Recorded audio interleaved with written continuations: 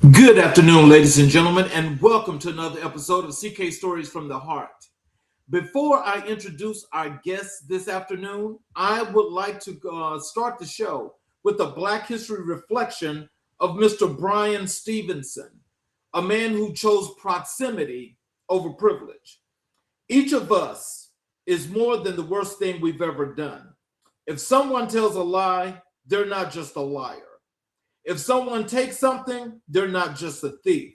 And if someone kills someone, they're not just a killer. Before we bring our guest into this conversation, we're going to do what we always do on CK Stories from the Heart. We're going to remember, we're going to honor, and we're going to root this moment in the lineage of those who came before and dared to do something extraordinary with their gifts. Today, we reflect on Bryan Allen Stevenson, born November 14th, 1959 in Milton, Delaware, a small rural town in Delmarva Peninsula. He grew up in a world that offered limited promise for a Black boy from a poor family in the American South. But Bryan Stevenson was not built for limitation. He earned his Bachelor's of Arts in Philosophy from Eastern University in Pennsylvania, and then did what so many ambitious young Black minds have done. He climbed to the highest academic institution in the land. He earned both his Juris Doctor and his Master of Public Policy from Harvard University, graduating in 1985. And then he did the thing that most Harvard-trained lawyers do not do. He walked away from comfort. He walked away from the lucrative career that his credentials guaranteed. He drove south to Alabama and he sat down next to the condemned. He sat down next to the poor. He'd forgotten the wrongly accused, the mentally ill, and the children who had been sentenced to die in prison for crimes committed before they were old enough to vote. He chose proximity when privilege called him elsewhere, and that choice charged the arc of American justice. In 1989, Stevenson became director of the Alabama Capital Defense Organization known as the Equal Justice Initiative, which he formally founded in 1994 in Montgomery, Alabama. The EJI has become one of the most consequential human rights organizations in the United States, having freed more than 130 wrongly condemned people from death row, but his work reaches far beyond individual exonerations. Bryan Stevenson took his arguments all the way to the United States Supreme Court and won. In Roper v. Simmons, 2005, the court ruled that the death penalty was unconstitutional for crimes committed while under the age of 18. In Graham v. Florida in 2010, the court prohibited life without parole sentences for juveniles in non-homicide cases. And in Miller v. Alabama 2012, perhaps his most sweeping victory, the court banned mandatory life without parole sentences for all juveniles under 17, a ruling that affected statutes in 29 states and retroactively altered the sentence of more than 2,300 people who had been sentenced to die in prison as children. In 2014, Stevens published his memoir, Just Mercy, a story of justice and redemption, a work that went on to become a national bestseller and a cultural landmark and a call to conscience for a generation of readers who had never before had to confront the realities of mass incarceration, racial bias in criminal sentencing, and what it means to live in a nation that has not yet reckoned with its past. In 2019, the book was adapted into a major motion picture starring Michael B. Jordan as Bryan Stevenson and Jamie Foxx as Walter McMillan, one of Stevenson's first exoneration cases, a man who had been placed on death row before he was even convicted. Stevenson also spearheaded the creation of two groundbreaking memorials in Montgomery, Alabama. The Legacy Museum, which traces the lineages from slavery to mass incarceration, and the National Memorial for Peace and Justice, the first national memorial dedicated to the victims of racial terror, lynching in the United States. These are not just museums, they are acts of reckoning. They are what it looks like when a man decides that the truth of his nation's history must be told fully and without flinching. We reflect on Bryan Stevenson today because his life asked a question that this show was built to hold. What do you do with power, with your power? What do you do when your credentials, your intelligence, your training give you options, and one of those options is to go where others will not, to serve those whom the system has discarded, to use everything you know, not for personal ascent, but for collective liberation.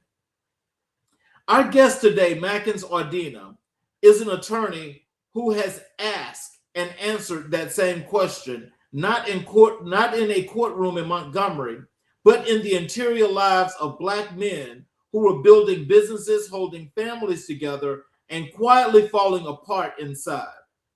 Like Stevenson, he recognized that the law and the professional expertise alone are not enough. That was what people needed. What Black men in particular need is someone willing to get proximate to the pain that no credential can fix. Someone willing to say, I see what's underneath and I built something for it. We honor Bryan Stevenson. We carry his work forward.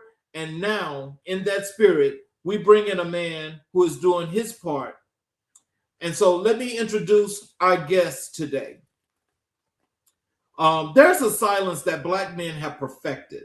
It is not peaceful. It is not the silence of man who has nothing to say.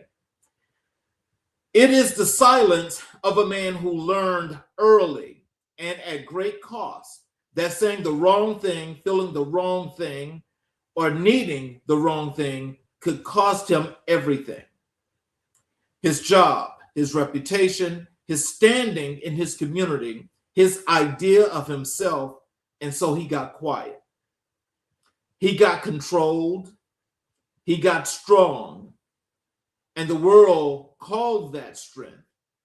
And the world was wrong, because we called strength was often survival. And survival without support, without language, without space to be human, survival without those things has a long-term cost. And we're paying it every day in our relationships, in our health, in our businesses, in our communities, in our silence.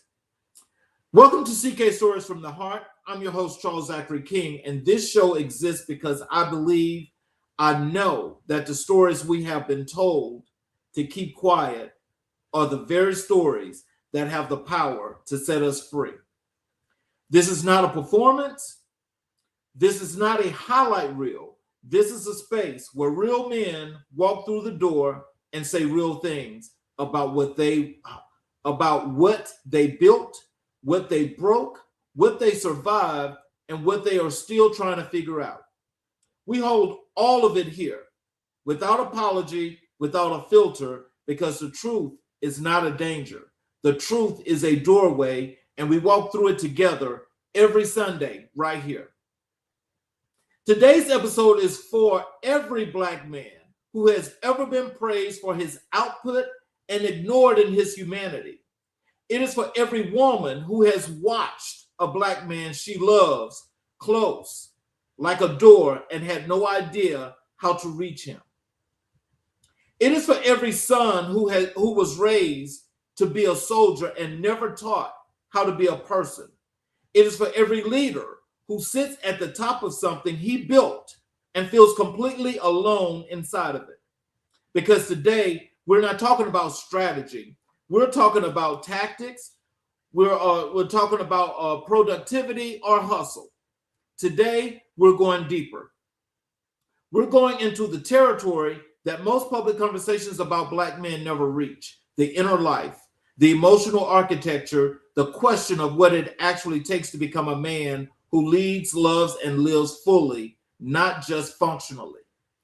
My guest today is an attorney, an MBA, a business consultant, a framework builder, and a thinker who has spent years sitting across from capable, high achieving Black men and seeing what was underneath. He built a framework to name it, he built a tool to measure it, and now he is here to talk about it here on Sunday afternoon with all of you.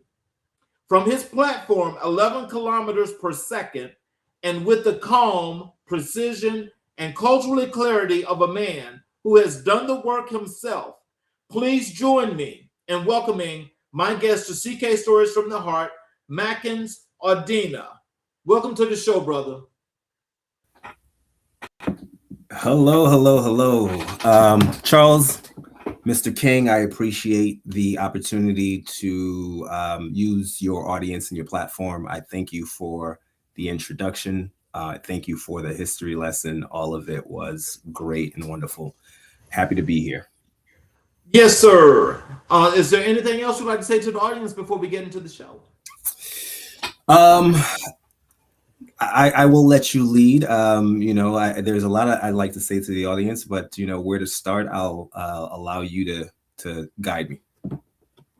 Well, first, I'd like to start here in the show. We'll get into it. And I'd like to give the audience an opportunity to learn more about you, the guest, as we get into the show. So we'll Okay. start with this, which is what I call your life story. Yep. And so before we get into the framework and your work, I want to go back to the beginning. Where do you come from? And what did the men around you teach you, spoken or unspoken, about who a Black man is supposed to be? And how did those roots shape the man sitting across from me right now?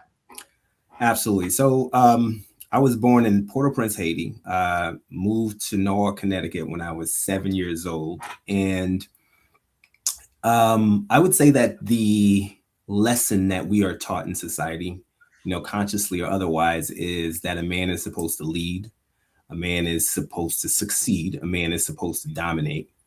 And we are taught that in ways that we don't even truly understand that we're being taught. We're taught it by both women and men. And what that does a lot of times, when I realized a lot later than I'd like, and part of the reason why I do what I do, is that this creates a fear that we can't even name.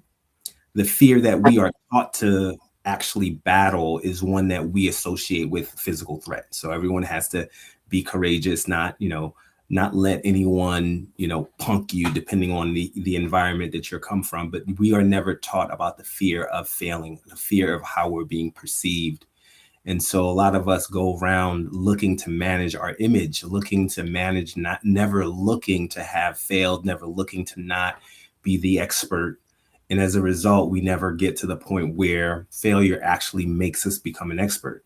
It is, in fact, falling multiple times and then getting back up to figure out the unique and the nuances around it, whatever it is that we intend to be an expert in or to be very adept in, that we get to be that expert. And so a lot of us fear it and we withdraw from it. And that's a lesson that I have learned and am in turn trying to impart on my children and all the Black men that are that I can reach, because it's necessary for us to build our community. Tell me about a specific moment, a defining moment, when you felt the distance between what you had accomplished on paper and what was actually happening inside of you. Because I think a lot of Black men know that feeling, the credential on the wall, the title on the door, and something underneath that doesn't match. What was that moment for you, and what did it reveal?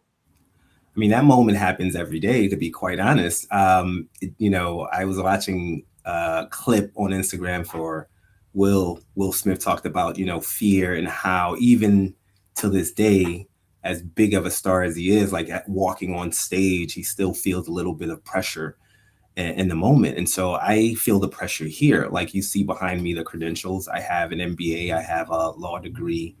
I took the bar and all of that good stuff. And even to this day, it's like, okay, well, aren't you supposed to be, practicing the law? Aren't you supposed to be a corporate lawyer? What level of success are you supposed to have? And so, in that sense, like, how do you respond to that level of pressure is what I try to teach. Does it shrink you, right? Does it make you, withdraw from the potential situation? Does it make you over explain yourself? If you are a person who is confident, you show up as you would your ideal self. And so, this is a thing that shows up every day, and it is in fact one of the things that would otherwise prevent you from reaching your potential, because you are managing, because you are responding in a way that doesn't allow you to fully be yourself and to fully take advantage of the opportunities in front of you. So you've spent years in rooms with high achieving black men as an attorney, as a consultant, and as a peer. At what point did you start recognizing your own patterns in the men you were serving, and what did it feel like to see yourself in them? Huh.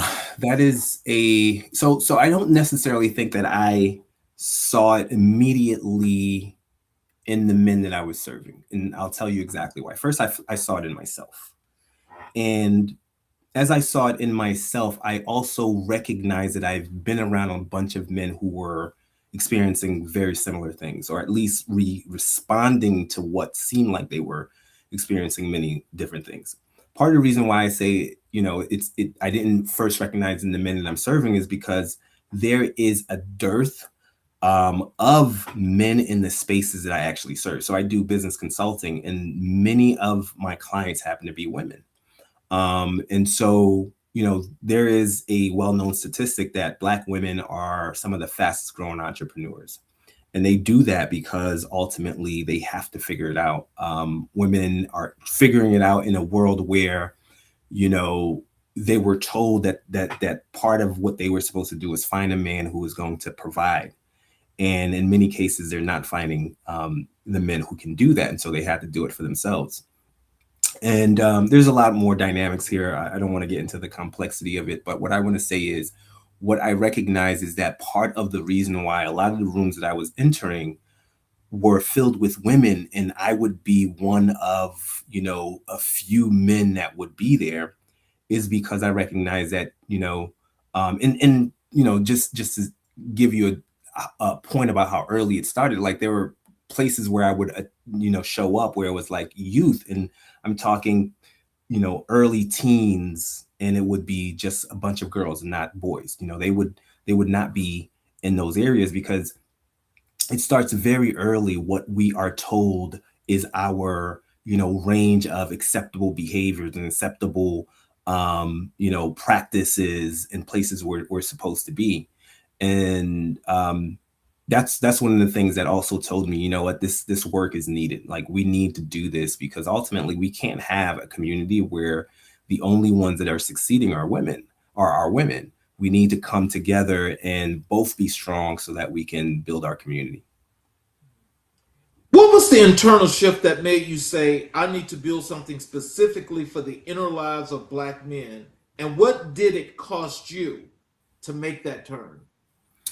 Yeah, I think so. It's a lot, and I would say it's still costing me because I'm in the process of building it. And whatever it is that you're in the process of building something, there is the doubt. Number one, there is a specific expectation of people. One of the things that I do in my program is talk about decision finality, making decision and sticking to it, and part of why we struggle with making decisions is because of all of the different voices that we have to manage, whether it's a voice of fear, whether it's a voice of impulse. And a lot of times it's the voice of conditioning, which is like what is expected of us from society and from the people that we love.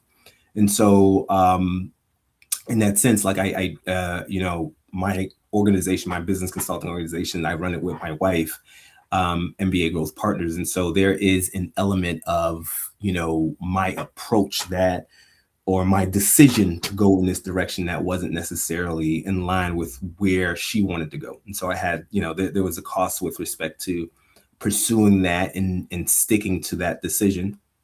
There is, so that's the cost, right? So, it's still costing me. I think the first part of your question was, what was the first part of your question? Let me ask that. Okay. is what was the internal shift Internal that, shift. yes. Okay. So I want to say the internal shift. So this is something that I've been, building both internally and I've been incorporating in my business coaching over the past several years. I want to say maybe 2018, 2017. And what happened is at the time, my wife and I, we were at a breaking point. Ultimately, there was a conflict that didn't necessarily have to do with, what I was dealing with, but what it did was it set her on a path where she was like, okay, I am going to leave this man. And as a result of that decision, she had to get her mind around what it would take for her to be on her own.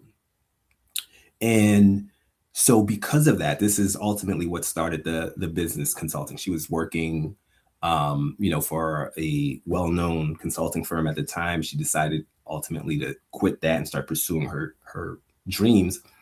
And it wasn't until she did that and started to confront her fears that I then realized that my issue was fear as well. And again, what I told you earlier, like the fear that we have as men ultimately is not something that I was able to put a name to. I didn't have the language for it. I didn't recognize that fear. And I know this because, prior to this, I had worked so much. I read books. I'm like trying to figure out precisely what it was that made me show up unevenly.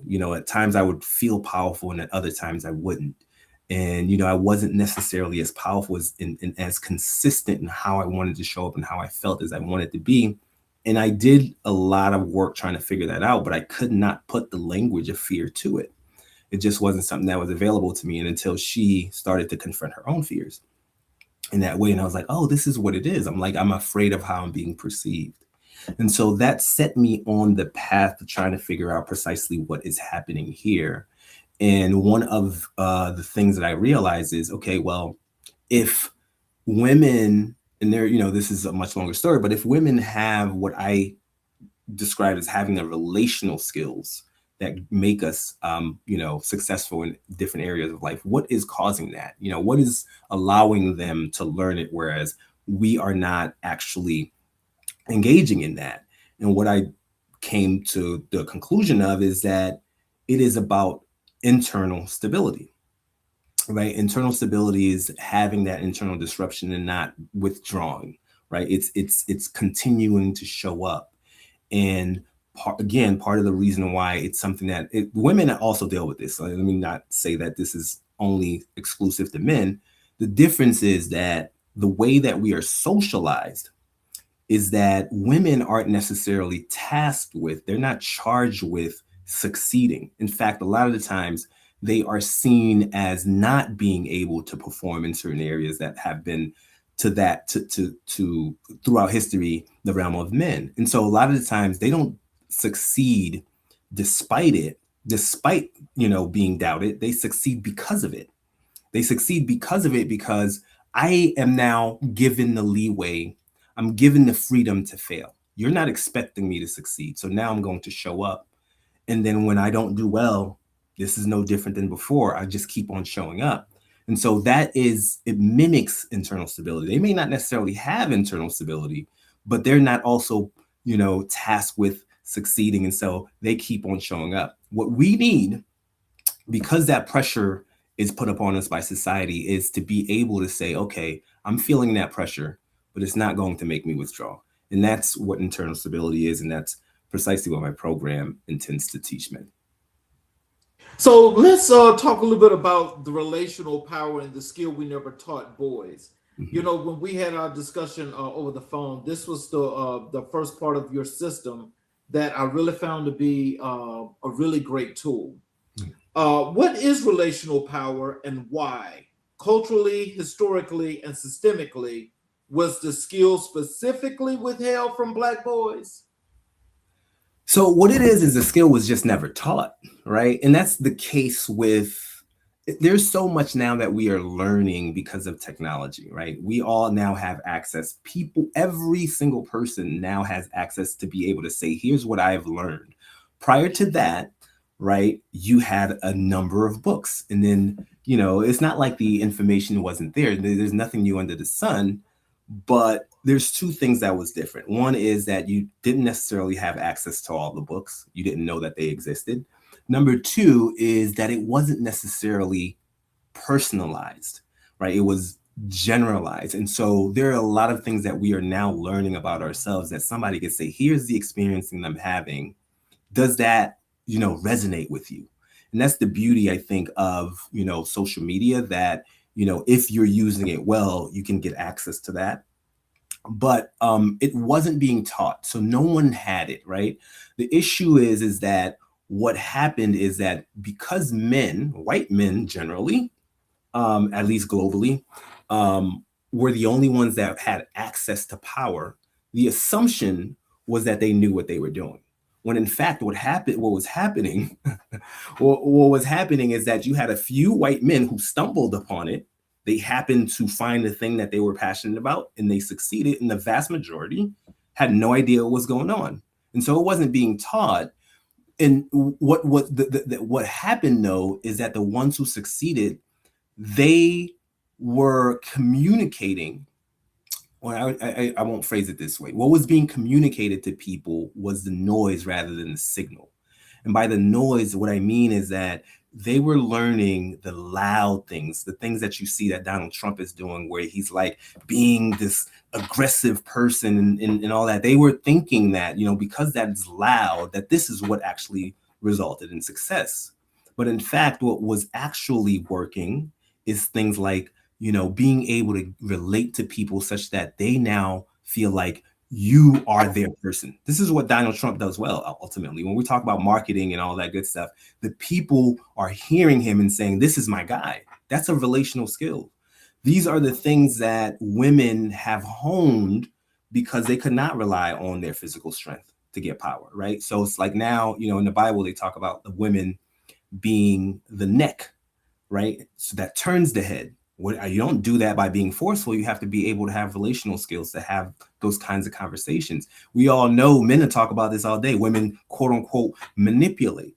Those are relational skills. And so the thing is that the things that we are considering more feminine, in fact, are the things that have led to men succeeding. Even if you look at organizations that are known for their violence, whether it's street gangs or the military, it's not the biggest dude who can beat up everybody that's going to lead that group.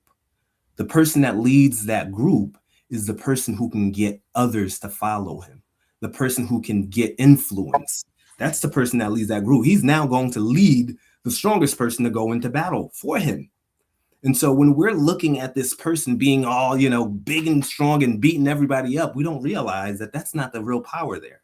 And so relational power is reframing the idea of what true power is so that people are not out here chasing the loud, but chasing the real skill that allows you to exert the power. Ultimately, if we think about power, power is actually achieving an outcome that you intended, right? So God, for example, all powerful God, how quickly can I get from thought to fruition? So a powerful person says, I want to get this to happen. And so they are now figuring out how to do it. Yes, physical strength can in times get that done, particularly if you're trying to destroy, which is what Donald Trump is doing. It's very easy to destroy with physical and aggressive power. It's not that easy to build. Like constructive power requires cooperation. That takes relational skills. That's what happens when you are trying to do something important. So, what is the process that you use in helping to teach this skill? So the first step ultimately is, awareness. So again, thank you for. Give me one second. You see my AI on my phone is. I my AI on my phone is listening to everything I said now is responding to me. Um, the first step is awareness, right? That's one thing that can be very helpful. But what happens is a lot of times people have the insights. Insight in alone is not enough to change your nervous system. It's not enough to change habits. And so what I do in terms of building internal stability is I have a program that ultimately puts you through these scenarios where you can now experience the internal disruption.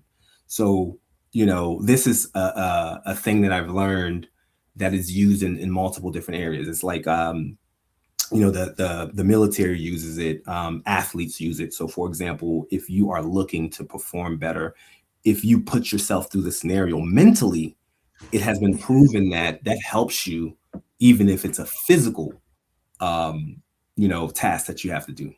So the idea here is that life does not afford us a lot of opportunity to get these internal disruptions a lot of times. And so we don't have the opportunity to practice what happens. And so my program puts you in those moments, those pressure moments, so that you can regulate your nervous system, that you can respond in a way that's ideal. So just to bring it home, what I mean by life doesn't afford you those opportunities to practice, you have let's say you have a fight with your wife, some kind of thing that she says triggered you. And then you respond in a way that when you're calm, you're like, man, I should have done something differently. And now you know this. And now everything is good and it's beautiful. You've apologized. And you don't get to get that trigger for the next 3 months. Afterwards, you've completely forgotten what you've learned. It's not a habit yet. And so you repeat that same pattern when it happens 3 months later. And so the idea here is to put you into these situations over and over again so that you can now understand how that shows up, and then you can build a habit around it. The power means dominance model. Where does it come from for black men specifically? Because I don't think it came from the same place it came from other groups for other groups. Hmm. Talk to us about how that model was handed down through family systems, through street culture, through the black church, through survival itself, and how did dominance become the only definition of a strength that many black boys were given? Yeah, that's a good one, because you're absolutely right that, although I think it is generally a an issue that boys face generally. I think it's global. Ultimately, I think that it evolved biologically. Again, we were the physically stronger ones. And so I do think that there are certain cultures, particularly the Black culture, where it's more prominent. You see it also in how our women, too many of our women, I don't want to paint all our women in this brush, but too many of our women, and particularly the loud ones that are on social media, have limited the range of behavior that is acceptable to men, such that anything that we do is considered quote unquote suspect, or it's, what's the word they use? In any case, they're insinuating that the men happen to be homosexual because of certain behavior that is like human behavior. Like, we can't have emotions, right? Everything is like, limited to us, so we can't be our full selves. And so part of that, a huge part of that, is the survival piece, right? Like, obviously, for African Americans particularly, or anyone who was brought here as a slave, Africans in the Americas, they, the white racist structure essentially like stripped us of our ability to be men. They emasculated us. They took our women. We couldn't do anything with respect to that. A lot of the time they did whatever they want with our children. And so as a result, when we have any chance, this is why we call ourselves the N word, or we are hating on each other whenever we have a chance to exert any kind of power. And you'll see this in any group that doesn't have power, that the thing that is most important is not what it actually takes to build, but what it takes to not feel powerless. And so part of that is going in and feeling like we have to dominate the other person. It gives us a sense of power, even if it's not real power, right? Anger is not real power. It's just a feeling like you haven't done anything. But that's part of what's happening with us, right? Is that we're responding to this need for survival, and it's not our culture at all. It's a response, and I think that's a huge part of what's going on. I think that our women, particularly these days now, they're frustrated. They've had to hold it down for so long, and traditionally how other women are put on pedestals. They're provided for security, both financial and otherwise. We weren't able to do that a lot of times, both financially and physically. And the frustration is like causing them to say, you know what, we need we need y'all to be better, and now we're at each other's throat as opposed to recognizing the real culprit, which is the racist structure. And what we need to do is ultimately we need to invest in our men in order to get that to change.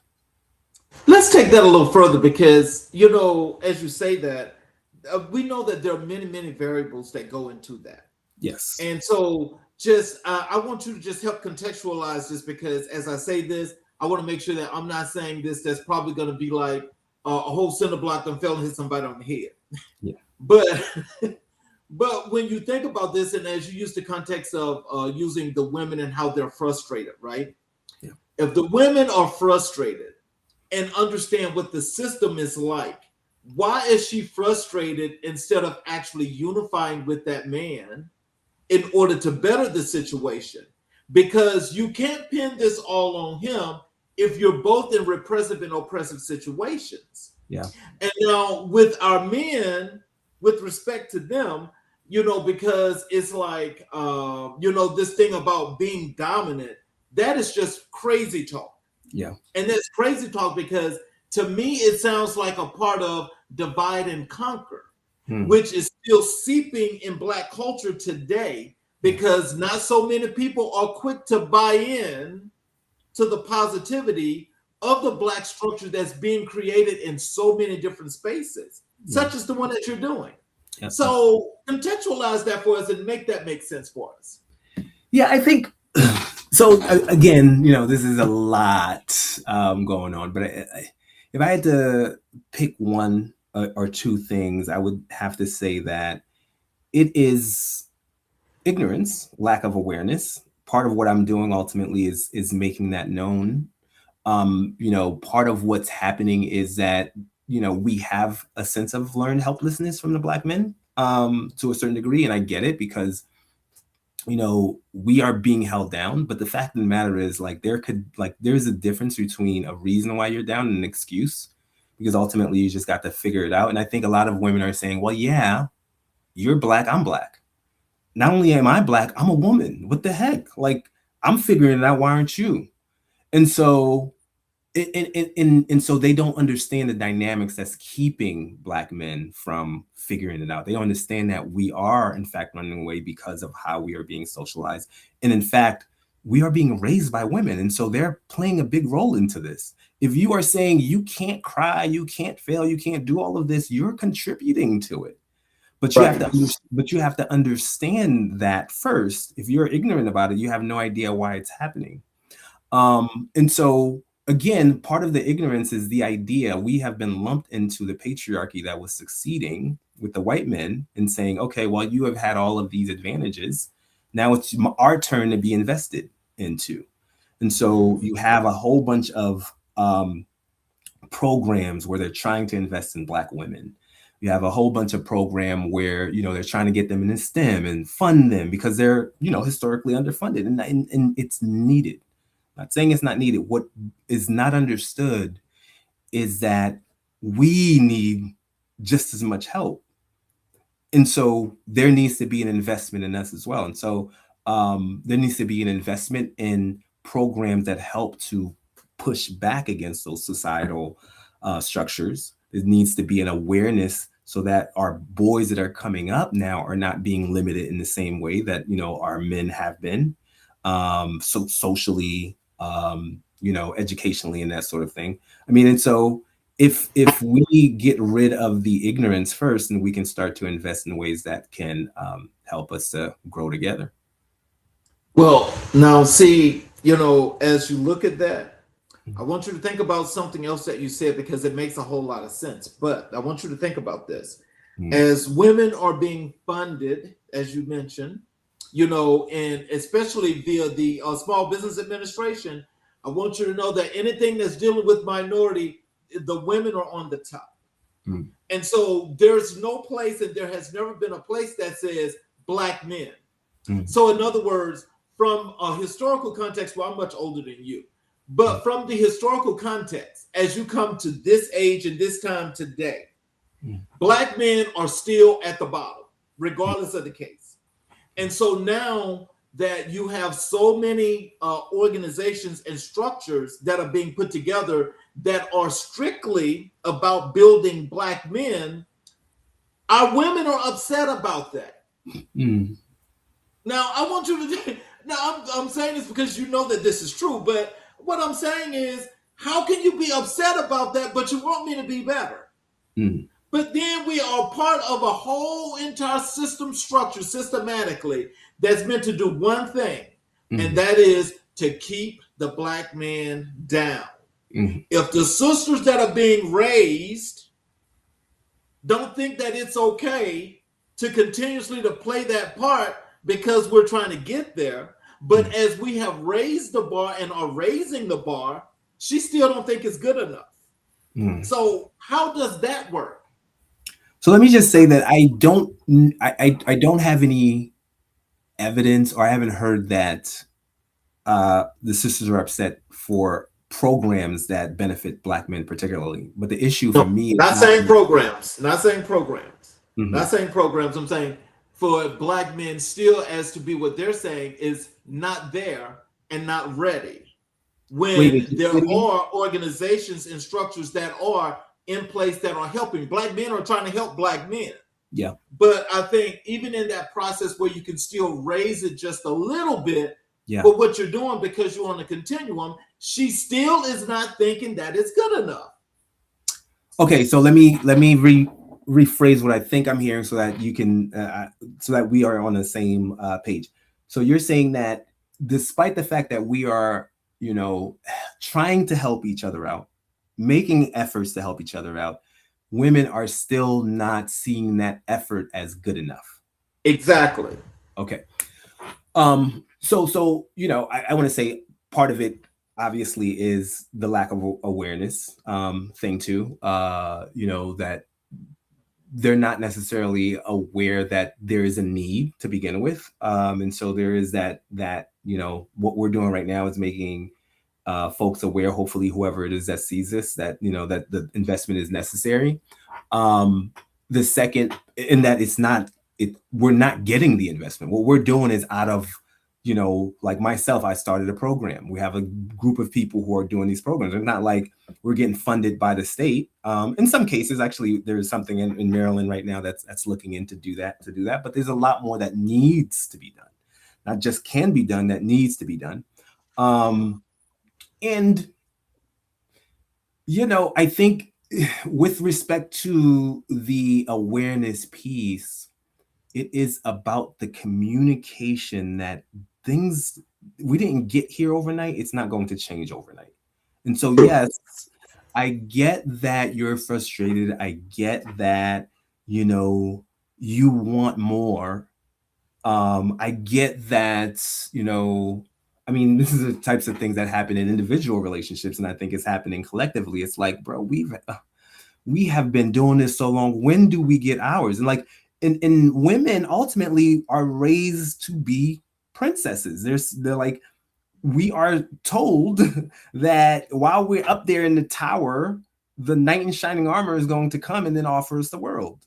And that's, for me, that's fine. I have a traditional view, and so the idea that they have and want that, that's completely fine by me. But and I know that you've been waiting that for forever, but it is what it is. Like, you can't wave a wand.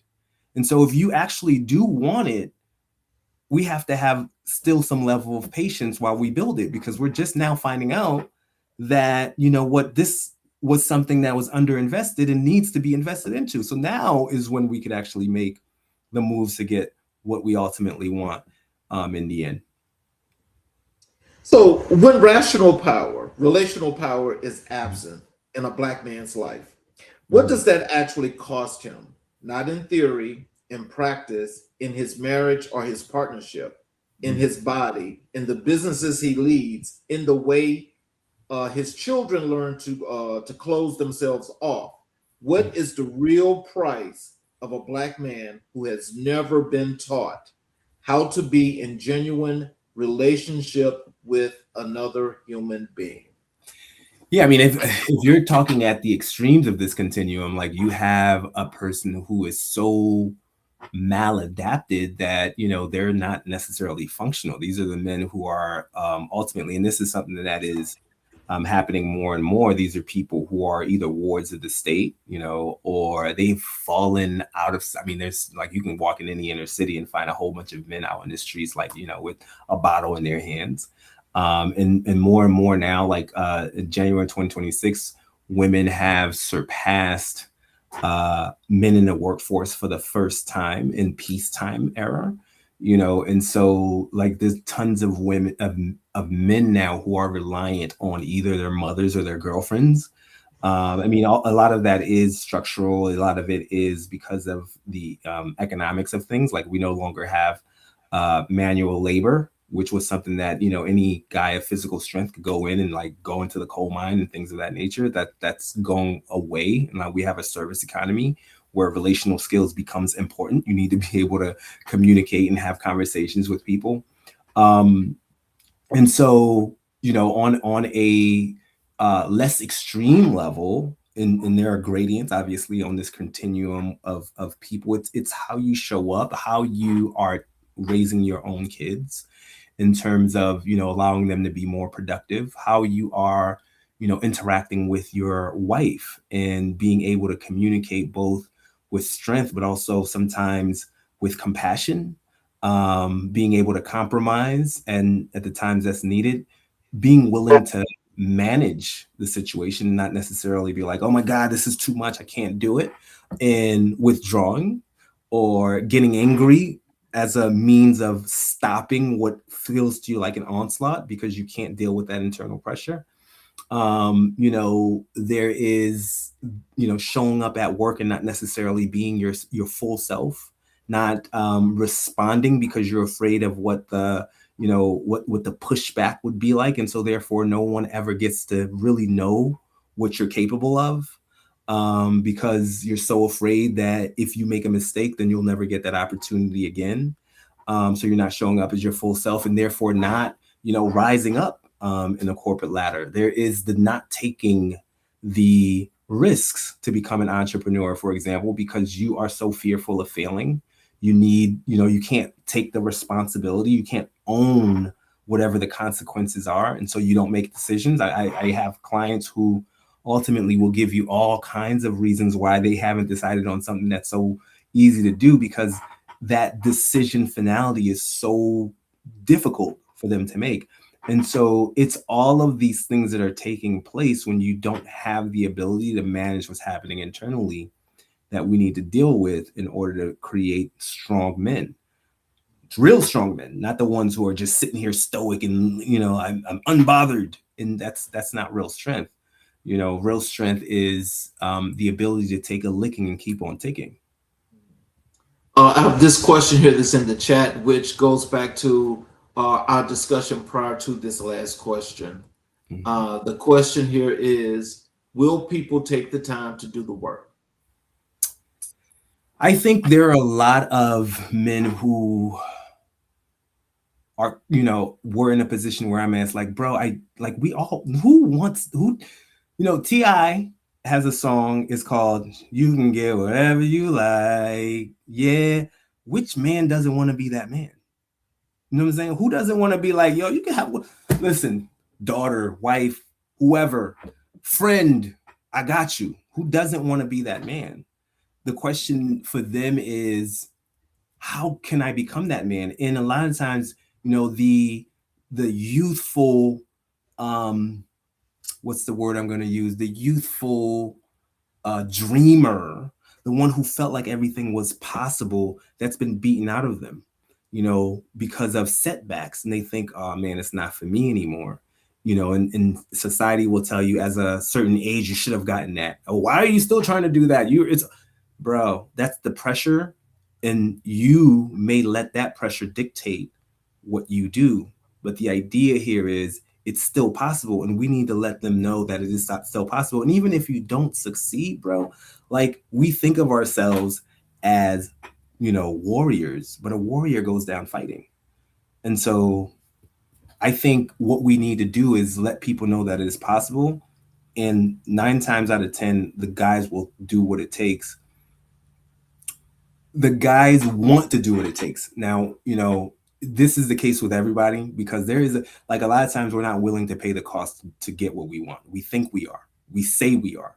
But Right. anybody who has ever succeeded, the cost of that is big. And I want to just speak to that, because when we're talking about like what we're building as a community and why it hasn't happened, a lot of times it's much easier for us to do the thing that is emotionally based, the thing that, if it's time to fight, Montgomery brawl, if it's time to fight, it's easier because it's emotional. And that's why it's so much more attractive. The passionate thing is so much more attractive than the thing you have to show up to every day, and do consistently, the hard things. And so I say that to say we want to do it. Is as a human being, as human beings, are we willing to pay the cost? And that's an individual thing, but I think a lot of people will be willing to pay the cost. Okay, well, here's a follow up to your answer to that question. When did this shift change where black men have fallen behind? All right, Nikki. um, when did it change? I don't know, like historically, when it started to shift. Let me just say this: the numbers show that, in terms of income, black men still out earn women. Part of the issue is trajectory. Number one, part of the issue is, you know, what it looks like in terms of what's going to be possible. So, like women in college institutions far outnumber men, black and otherwise. And so it points to the possibility that, what, it's going to flip completely. But I think particularly like there's it, the reason why men still out earn women is likely, and I don't know this for sure, is likely because we're looking at averages, and there are a lot of black men who are making such a huge amount compared to women that it appears that we're still out earning. But like if you go into any city, like, you know, so I'm in the DC metro area, Washington DC. Although, since Doge and this administration, a lot of black women have lost their job, but in this city, like women are out earning the men, and so there is that. And then, that's causing an impact in terms of how we interact with one another. But I don't know precisely when that started to shift, but yeah, that, to provide the best answer that I could with respect to that. Let's talk a little bit about internal stability, the foundation of real influence. Mhm. Internal stability is a term you use very deliberately, and I Mhm. want you to unpack that for us. Mhm. Because black men have been told to be stable their entire lives, stable for their families, stable for their communities, stable under oppression. Mhm. But that stability often meant suppression. So, how do you define internal stability in a way that does not just give black men a more sophisticated instruction to go back inside themselves and shut down? Yeah, that's an interesting thing. So I think the issue, let me explain it this way, because there was this man who had a post on Instagram. A friend of mine sent it to me. And what he was saying ultimately is that women do not want an emotionally intelligent man. They're like, they want somebody who is quote unquote stable, who is like, listen, I may be crazy, but I'm going to make sure that we handle everything and all that good stuff. And they don't want somebody who's going to come in and be like, here's how I'm feeling about this particular situation. And so what I realized there is that we were learning the wrong lesson. We are confusing being a whiner and a complainer with what it means to be emotionally intelligent. An emotionally intelligent person is aware both of what's happening within themselves and are astute enough to see what's going on with someone else, right? Some people are completely like blind to what's happening when someone is not feeling a certain way. And so that's an emotionally intelligent person. And so there's a difference between being able to express a frustration and giving up because you're frustrated. That is what we like. I can go to my wife, or I should be able to go to my wife and saying, bro, this situation has got me so frustrated, but I am resolved to figure it out. Or if because I am willing to go and say, here's the situation that I'm having and it's frustrating, I can't figure it out right now. She says, what do you think about this? And because I'm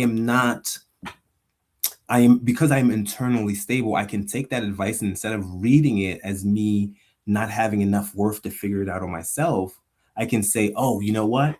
I'm so comfortable with who I am. I can take that advice and being like, okay, that's a great one. Let me try that. And so it's the people who are so unwilling to be vulnerable because they look at it as weakness that are going to see anything other than them succeeding as a threat. And so when you are comfortable enough with yourself, and I also tell people that, confidence is not knowing everything. Confidence is ultimately being comfortable with what you don't know. Okay. And so when that happens and you can show up, what people see a person who is like, I'm so comfortable and so confident that, them helping me doesn't diminish me. So I think that's the difference between someone who is internally stable, who can take that and be like, I'm good, I know what my worth is, and someone who is so um you know I would term as suppressing that emotion, or I would term it as weak, actually. That what they can't afford to express that. They can't afford to be seen as weak because maybe that would break them down entirely. So I don't know if that answered the question, but that's how I see it. Well, I'll just say this. I mean, because I understood and I understand what you're saying, but you see, I think that when things can work in the positive direction, I think we have to take that value for what it's worth and continuously to build on that. I think what is happening is when you mentioned the communication piece in the beginning, the Hmm. communication piece is still going to be very, very important. And what it is people are not, well, I'm not going to say all people, but there are some people that don't know how to listen, but they're always hearing. Hmm. And so if you're not listening and you don't know how to critically think, you can't communicate. Mm-hmm. Mm-hmm. Mm-hmm. Very true. And so, when it comes down to it, it doesn't matter if it's this woman that's got her husband that's been struggling for work, Mm. but he's finding things to do in order to try to help and contribute. Mm. She should not make that a whipping board for her, Yeah. because when they changed the world, when the world started to evolve, Mm-hmm. and women are starting to get hooked onto reality TV like they are, Yeah. it's caused more and more problems in the black household, Yeah. because people are trying to live that fake life Yeah. and not the real life. Yeah. So Yeah. if you deal in reality, then that means you get to sit in your own purpose, be your own person, and be your better person. Yeah. Yeah. That's the problem. Absolutely. And so I mentioned Ti earlier, and I think that part of it is that the whole idea that what the whole you can have whatever you like, and every girl is like, oh my, yeah, I want a man who can give me whatever I like. And the truth is that there is a difference between someone who is ambitious